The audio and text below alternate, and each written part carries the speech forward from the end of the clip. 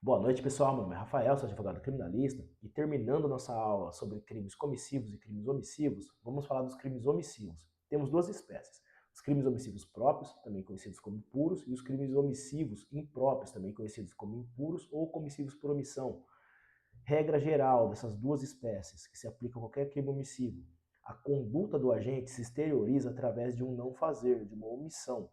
Sendo assim, aqui o agente ele viola uma norma mandamental.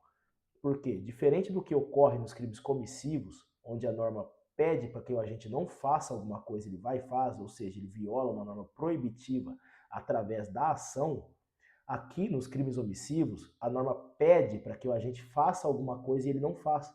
Então ele viola uma norma mandamental através da omissão.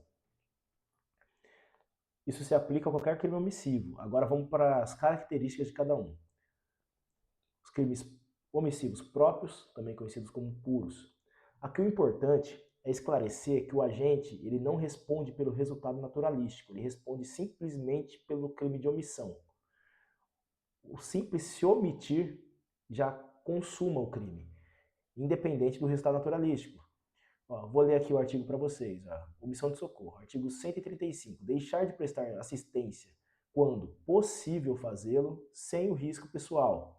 Ou seja, a norma fala para a pessoa não deixar de prestar assistência a alguém que está precisando. Só que ela também fala quando possível fazê-lo. Por quê? Você não é obrigado a colocar sua vida em risco para salvar a vida da outra pessoa. Vou dar um exemplo aqui.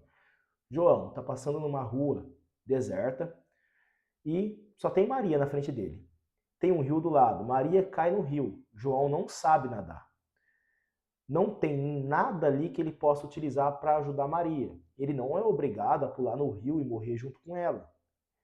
Isso não configura o crime de omissão, porque ele não tinha como ajudar ela no caso.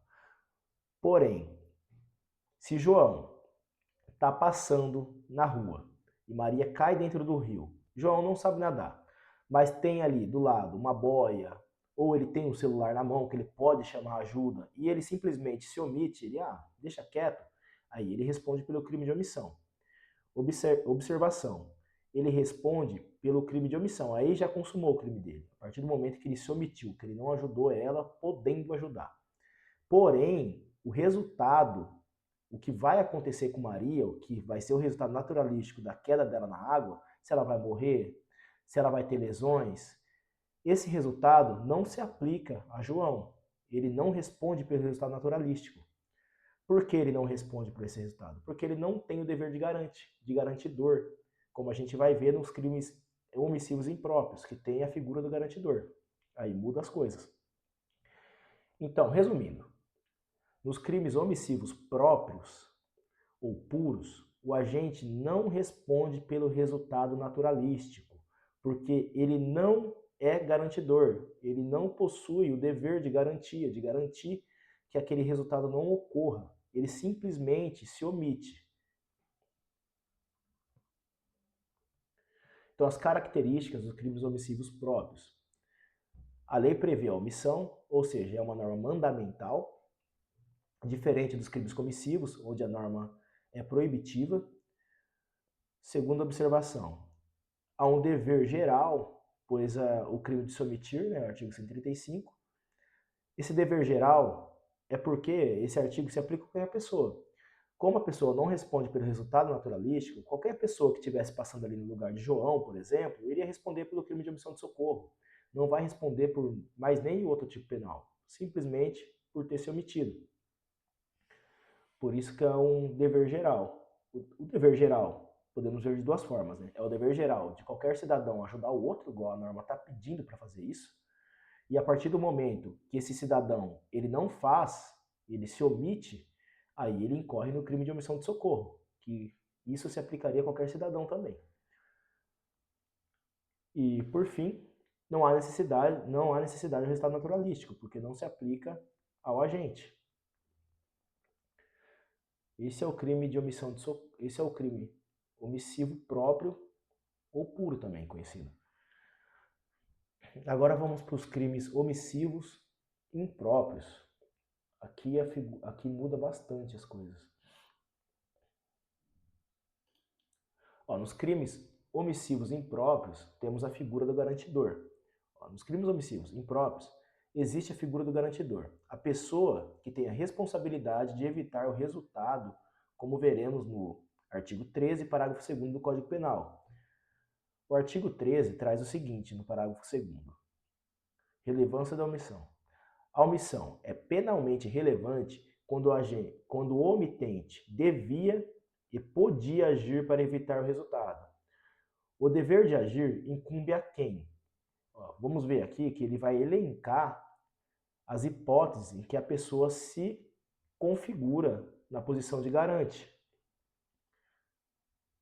A quem tenha, por lei, a obrigação de cuidado, proteção ou vigilância.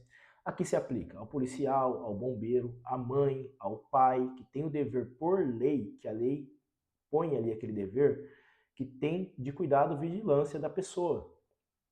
Então ela tem que zelar pelaquela pessoa.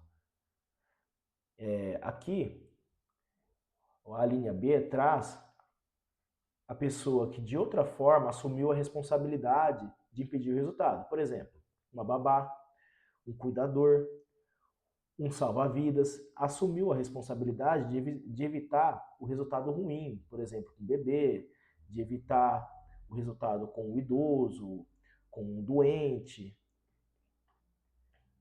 E por último, a linha C traz a figura da pessoa que com seu comportamento, criou o risco da ocorrência do resultado. Portanto, ela tem o dever de reparar esse risco, né? Ela tem que impedir que isso aconteça, pois ela criou.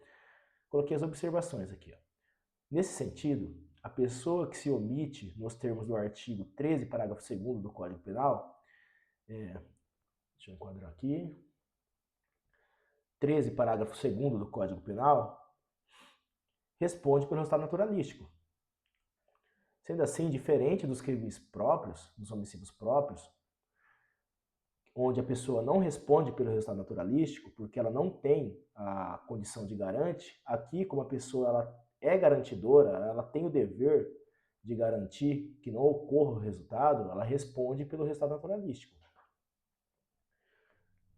Coloquei os exemplos aqui das alíneas que eu acabei de explicar, para ficar mais fácil o entendimento de vocês. Então, quando se trata de pessoa que tem obrigação por lei, eu coloquei como exemplo a mãe ou o pai que não alimenta o filho e o filho vem a falecer. Nesse caso, a pessoa não vai responder pelo crime de omissão de socorro, ela vai responder pelo resultado naturalístico, que é a morte. Então, ela vai responder pelo homicídio. Outro exemplo são os garantidores, como bombeiros, policiais, que também têm um dever de agir. Eu vou utilizar os bombeiros aqui para dar o exemplo quando a pessoa tem o dever, mas ela não pode agir. Por exemplo, o bombeiro chega numa casa pegando fogo, em chamas, porém não tem nenhum equipamento ali que permita com que ele faça o salvamento. Ele não é obrigado a entrar naquela casa pegando fogo e morrer junto com as pessoas. Não, ele vai acionar a equipe dele e ele vai aguardar a equipe chegar para que eles possam tomar as devidas providências. Ele não precisa colocar a vida dele em risco, mas ele tem que tomar uma atitude. A linha B. De outra forma, assumiu a responsabilidade de impedir o resultado. Aqui eu coloquei a figura do cuidador. Por exemplo, a pessoa ela se compromete a cuidar do idoso. Certa hora ali, ela pega o celular, vai passar, ela não tá nem aí, deixa o idoso sozinho, sabendo que ele não pode ficar sozinho. Ele levanta, cai, bate a cabeça e tem ferimentos graves. Essa pessoa que assumiu a posição de cuidador, de garantidora, ela vai responder pelo crime de lesão corporal e não pelo crime de omissão. Ela vai responder pelo resultado naturalístico decorrente da sua omissão. E a linha C, que é o último exemplo, é quando a pessoa, com seu comportamento anterior, ela cria o risco da ocorrência do resultado. Exemplo, aquela pessoa que passa, vê um amigo ali do lado da piscina e empurra a pessoa dentro da piscina. A pessoa não sabe nadar e vem a falecer. Nesse caso, ela vai responder por homicídio, porque ela criou o risco do resultado ali. ela não sabia se aquela pessoa sabia nadar ou não e ela empurrou a pessoa na piscina. Então ela vai responder pelo homicídio.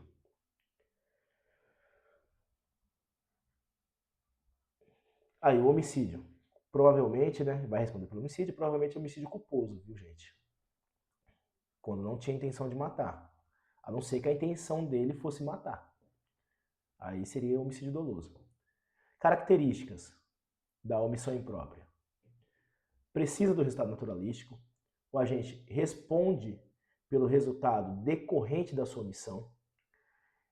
É um dever específico atribuído a certas pessoas, ou seja, não é qualquer pessoa, é só quem se encaixa nas hipóteses ali do parágrafo 2º do artigo 13 do Código Penal. Quem não se encaixa vai responder pelo crime de omissão própria mesmo. E a norma também é mandamental. Terminando aqui, espero que vocês tenham entendido, eu coloquei as questões, falei para vocês já, criem questões, respondam as questões, que isso ajuda na fixação da matéria. E é isso, pessoal. Espero que vocês tenham gostado, que vocês tenham entendido. Deixem nos comentários aí e até a próxima aula. Tudo de bom para vocês.